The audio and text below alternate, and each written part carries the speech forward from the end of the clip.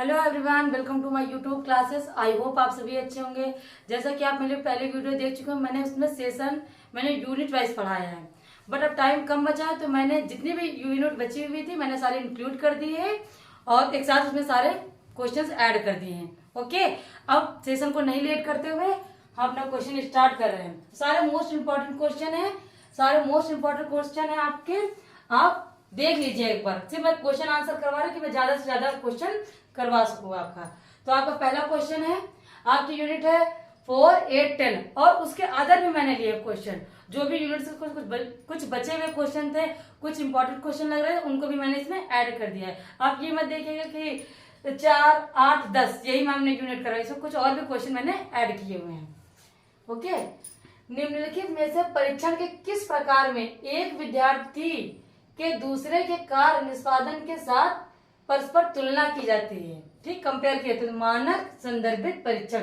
मानक संदर्भित ऐसा परीक्षण है जिसमें किसी मानक को या किसी स्टैंडर्ड लेवल को देखकर एक दूसरे की कंपेयर की जाती है कि ये विद्यार्थी कितना पढ़ने में तेज है, ये कितना तेज है। ठीक है, एक दूसरे की तुलना करते हैं। ये फर्स्ट डिवीजन आया या सेकंड डिवीजन आया, ये मानक संदर्भित है। वैसे काफी डिटेल है, बट आपने अगर पढ़ा नहीं होगा तो समझ में नहीं। बस आपकी इतनी जानकारी के लिए मैंने सिर्फ इतना बता दिया कि अगर एक दूसरे के कंपेयर करना है तो मानक संदर्भित परीक्षण उसको बोलते हैं। ओके, नेक्स्ट क्वेश्चन है, वह अवधारणात्मक रूपरेखा जिसमें शोध आयोजित किया जाता है कहलाती है शोध अभिकल्प। ओके, ये क्वेश्चन आया है। आप ये मत सोचिए कि काफी इजी है, ऐसा क्वेश्चन है।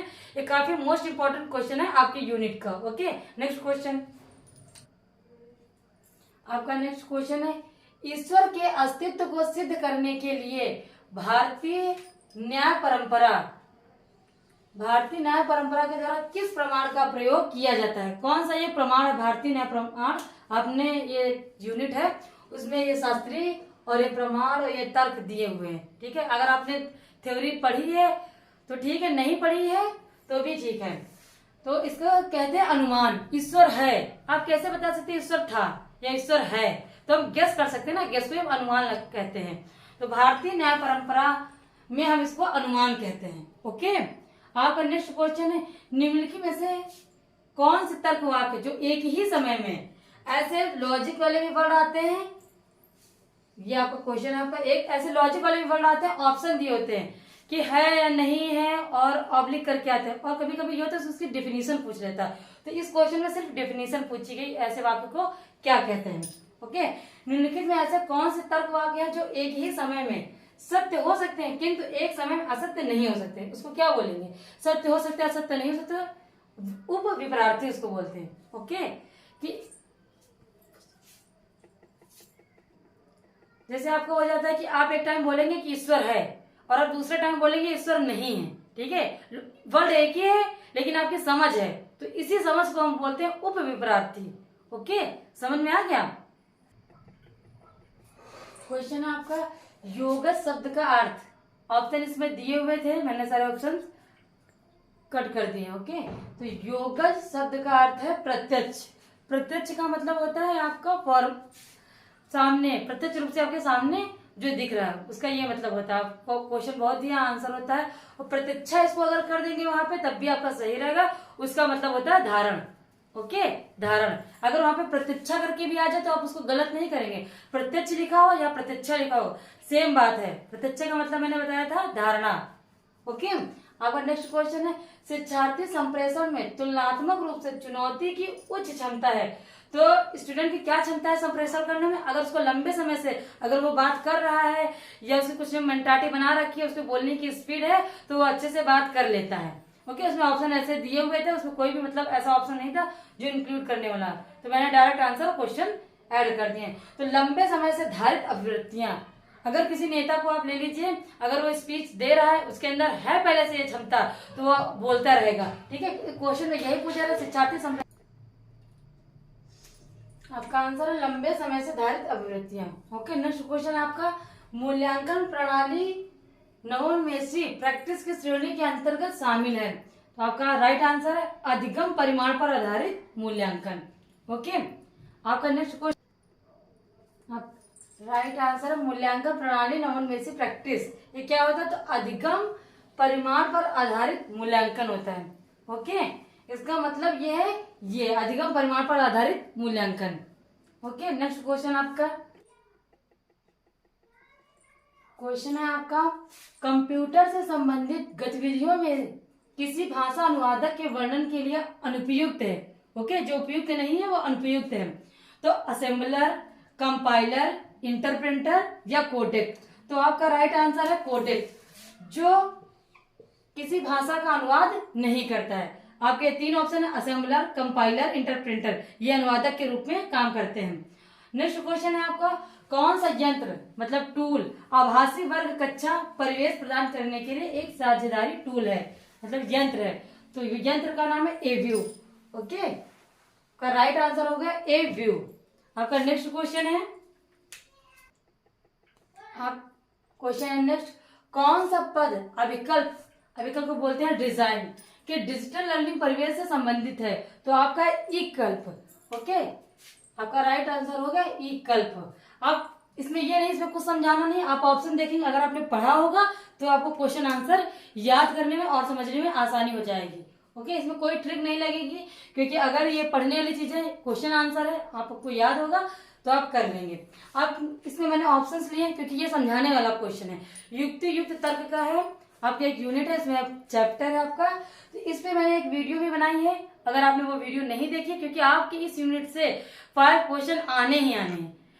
अगर ये नहीं आएगा तो इसका कुछ चेंज फॉर्मूला में आएगा। ओके, तो ये काफी इजी है, इसमें आप ट्रिक भी ढूंढ सकते हैं। अगर आपको पढ़ना है तो थ्योरेटिकल पोर्शन में जाके काफी गहराई से उसको बताया गया है, लेकिन मैं हमेशा ट्रिक से पढ़ती हूँ, वही मैं आपको बता रही हूँ। सभी बिल्लियां स्तनधारी हैं का परिवर्तित रूप आपको बताना है। परिवर्तित मतलब को चेंज कर दीजिए, ये लिखा हुआ है इसको आप चेंज कर दीजिए। तो आप चेंज क्या कर सकते हैं, सभी को आप कुछ में कन्वर्ट कर सकते हैं। ठीक है, बिल्लियां और स्तनधारी, तो आप स्तनधारी आगे कर देंगे, बिल्लियां पीछे कर देंगे, पूरा आपका जो ये वर्ड जो आपके दिया हुआ है ये आपका चेंज हो जाएगा।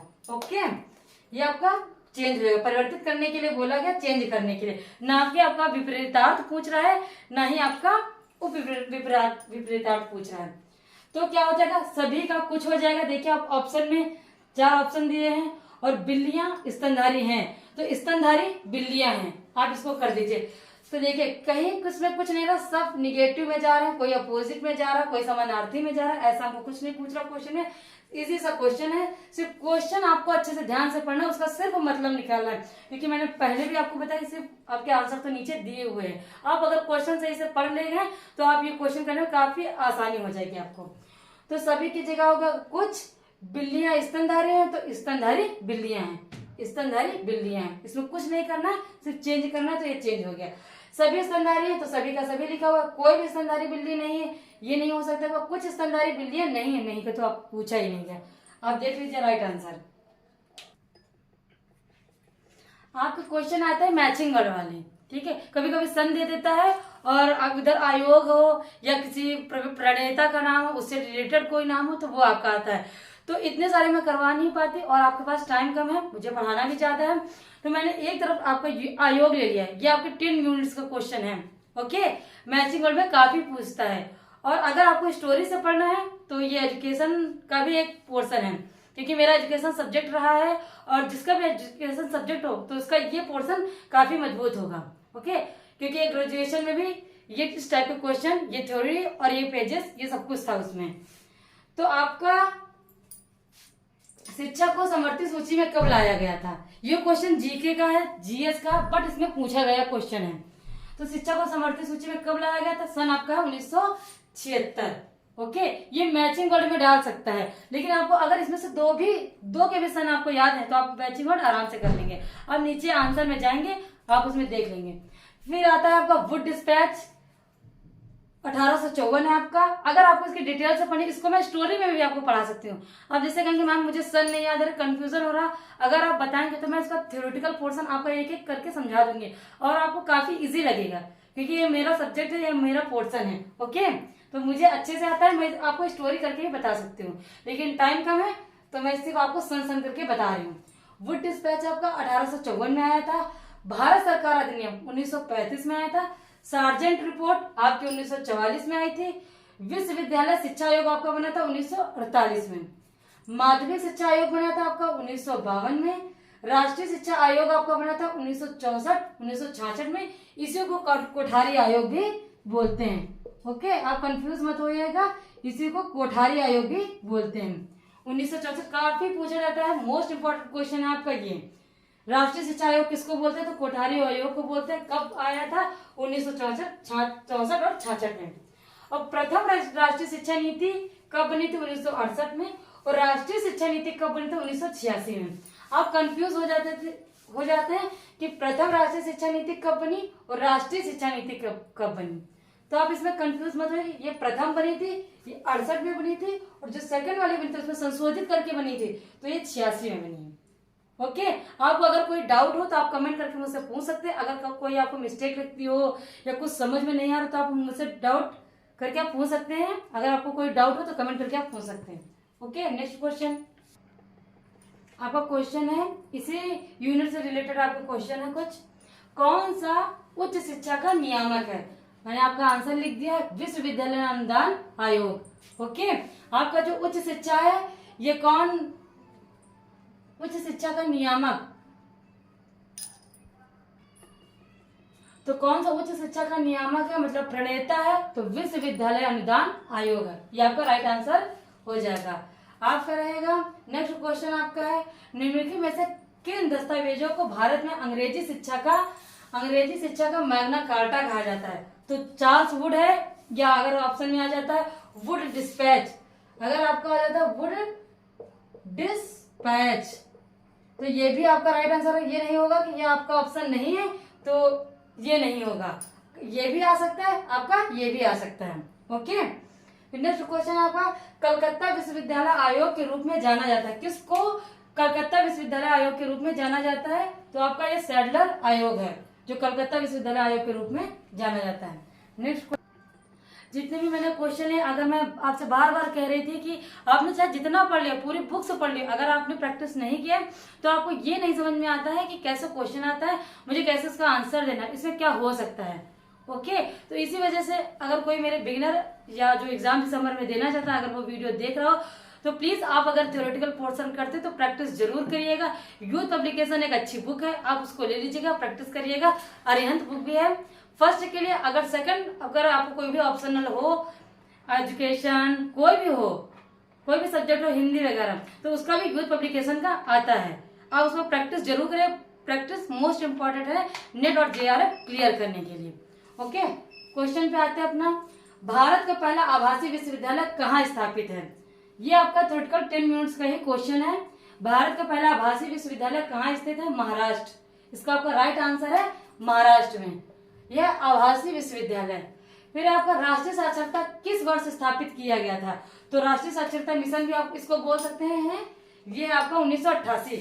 ये आपको हम क्यों बता रहे हैं, उसमें कुछ छूटा हुआ है तो ये आपका आंसर हो जाएगा। और मैचिंग वर्ल्ड में आता है, आपका दे देगा राष्ट्रीय साक्षरता मिशन, राष्ट्रीय शिक्षा नीति, काफी सारे ऑप्शन देंगे, उसमें आपको मैच करना होगा। ये मेरा रह गया था तो मैंने इसको इसमें इंक्लूड कर दिया है। राष्ट्रीय साक्षरता मिशन 1988। आपका ये आएगा राष्ट्रीय शिक्षा नीति 2020 सॉरी। आप कहेंगे मैम राष्ट्रीय शिक्षा नीति कितनी बार मतलब आता है? 1986 में था। तो आप कंफ्यूज मत होइएगा, क्योंकि जो साइंस साइड पोर्शन के जो बच्चे होंगे जिन्होंने एजुकेशन नहीं पढ़ी होगी, लेकिन ये फर्स्ट ये आएगा, फर्स्ट पेपर का है, तो उनके लिए काफी दिक्कतें आएंगी, काफी डिफिकल्टी उनको लग रहा हो कि इतने मिशन है, इतनी साक्षरता मिशन है, कंफ्यूज हो रहे हैं। तो मैं आपको बता दूं कि राष्ट्रीय शिक्षा नीति 1986 में आई थी, फिर उसको संशोधित किया गया था, फिर ये हाल ही में इसका संशोधित रूप आया था 2020 में। ओके, तो जिसके अनुसार सकल नामांकन अनुपात को 2035 में शिक्षा में कितने प्रतिशत तक बढ़ाई जाएगी? तो आपका 50%। नामांकन प्राथमिक विद्यालय में कितना बढ़ाना है? तो आपका 50% उसका बढ़ाना है।